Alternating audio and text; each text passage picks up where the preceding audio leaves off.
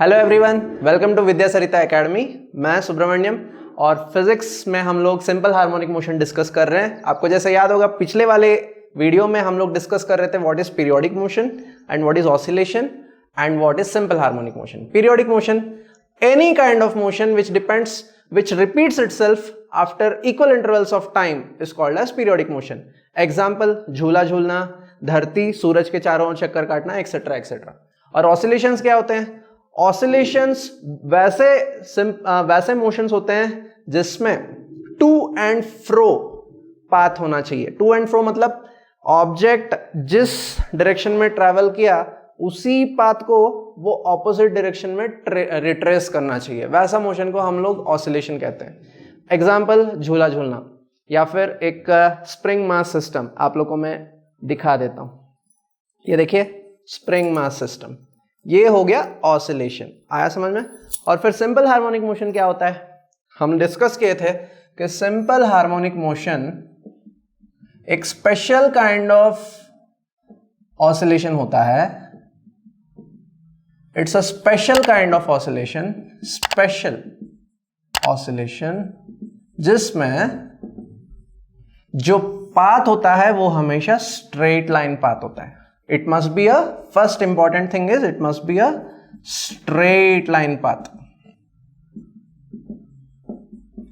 और दूसरी बात, एक मीन पोजीशन होता है, एक मीन पोजीशन होता है जहां पे जब ऑब्जेक्ट आता है तो उसके ऊपर फोर्स जीरो होना चाहिए। Net force on the object at the equilibrium position, जिसको हम मीन पोजीशन भी कहते हैं, जीरो होना चाहिए। और यहां से लेकर जब ऑब्जेक्ट को मैं डिस्प्लेस करता हूं से बाय एक्स अमाउंट, तो वहां पे उसके ऊपर जो भी फोर्स लगता है F net, it must be directly proportional to the displacement x. F net जो है वो x के ऊपर डायरेक्टली प्रोपोर्शनल होना चाहिए। ये है सेकंड पॉइंट। और तीसरा पॉइंट, ये जो भी फोर्स लग रहा है वो फोर्स x के साथ डायरेक्शन अगर देखा जाए तो नेगेटिव होना चाहिए। It must B negative. यानी नेगेटिव का मतलब क्या है? आपको पता है वेक्टर्स में अगर राइट साइड है तो पॉजिटिव मानते हैं, लेफ्ट साइड है तो नेगेटिव मानते हैं। देखिए डिस्प्लेसमेंट राइट साइड हो रहा है और फोर्स जो है वो लेफ्ट साइड है, इसलिए एक पॉजिटिव तो दूसरा नेगेटिव। तो अभी हम लोग इस चीज को थोड़े और गौर से ऑब्जर्व करेंगे। जैसे मैं आपके सामने कुछ ड्राइंग्स ऑलरेडी पेश किया हूं। एक स्प्रिंग मास सिस्टम है। स्प्रिंग मास सिस्टम को हम लोग सिंपल हार्मोनिक मोशन मान सकते हैं। कैसे? Let us see step by step. सबसे पहला, ये ऑसिलेशन होना चाहिए। देखिए ऑसिलेशन है क्योंकि ये टू एंड फ्रो मोशन है, तो पहला कंडीशन जो है वो सेटिस्फाइड है। Second, it must B a straight line path. देखिए बिल्कुल स्ट्रेट लाइन पाथ है, बिल्कुल ऐसे जाता है ऐसे वापस आता है, यानी कि सेकंड पॉइंट भी सेटिस्फाइड है। तीसरा, उसमें एक मीन पोजीशन होना चाहिए। यस, देखिए अभी तक मैं स्प्रिंग मास सिस्टम को टच नहीं किया, यानी स्प्रिंग जो है वो रिलैक्स्ड पोजीशन में है। The spring is completely relaxed. जब स्प्रिंग रिलैक्स्ड होता है वो हमको कुछ नहीं करता। जब तक हम स्प्रिंग को धक्का या खींचते नहीं, स्प्रिंग हमको कुछ नहीं करता। उसको हम खींचते हैं तो वो भी हमको खींचता है, हम उसको धक्का मारते हैं तो वो भी हमको धक्का मारता है। कुछ नहीं करेंगे तो स्प्रिंग भी हमको कुछ नहीं करता है।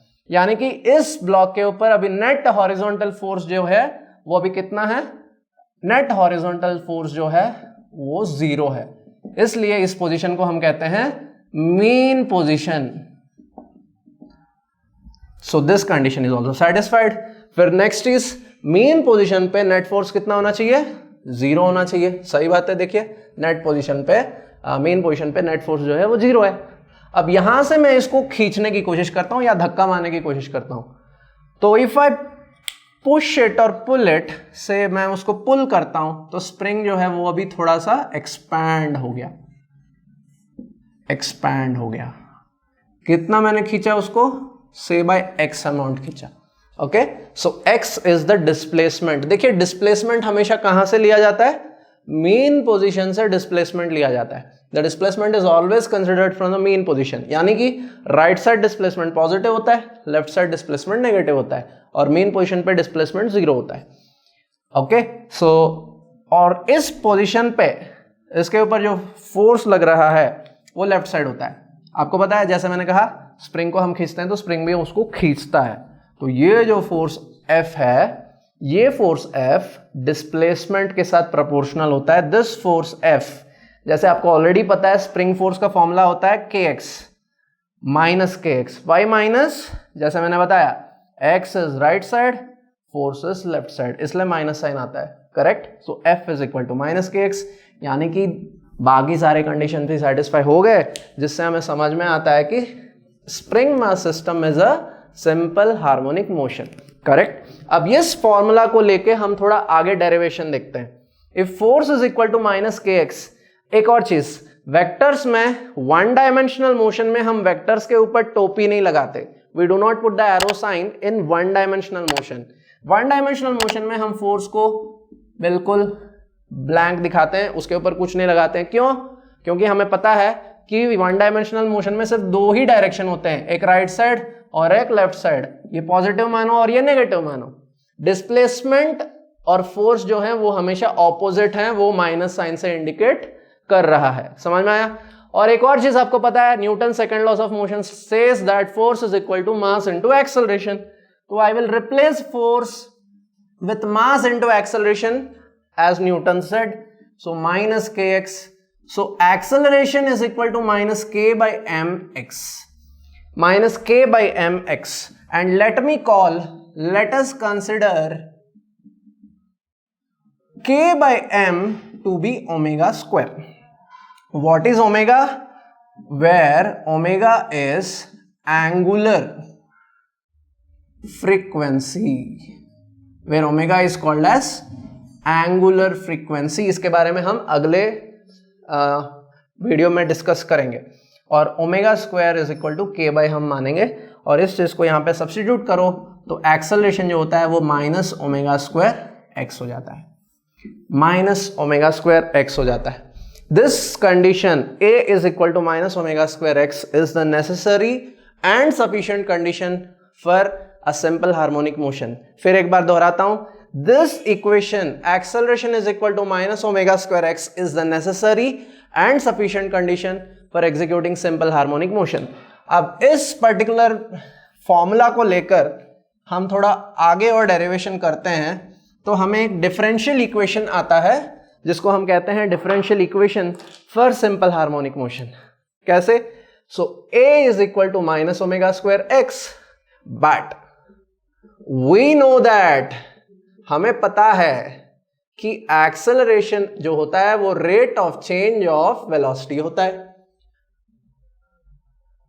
एंड वेलोसिटी जो होता है वो rate of change of displacement होता है। तो जब मल्टीप्लाई करते हैं तो हमें आता है acceleration is equal to d square x by d t square, a is equal to d square x by d t square. Substitute मारते हैं अबव इक्वेशन में, इस वाले को when we put this value in this formula we get d square x by dt square is equal to minus omega square x, hence d square x by dt square plus omega square x equal to 0.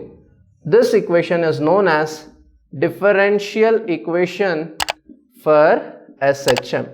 इसको हम कहते हैं differential equation for SHM, और इसी equation को use करके हम displacement, velocity और एक्सेलरेशन के फॉर्मूलास आगे जाकर डिराइव करेंगे। तो इसको जरूर याद रखिए, इसको देखकर बिल्कुल टेंशन मत हो जाइए, इसके बारे में फिर से हम डिस्कस करेंगे in one of the future videos.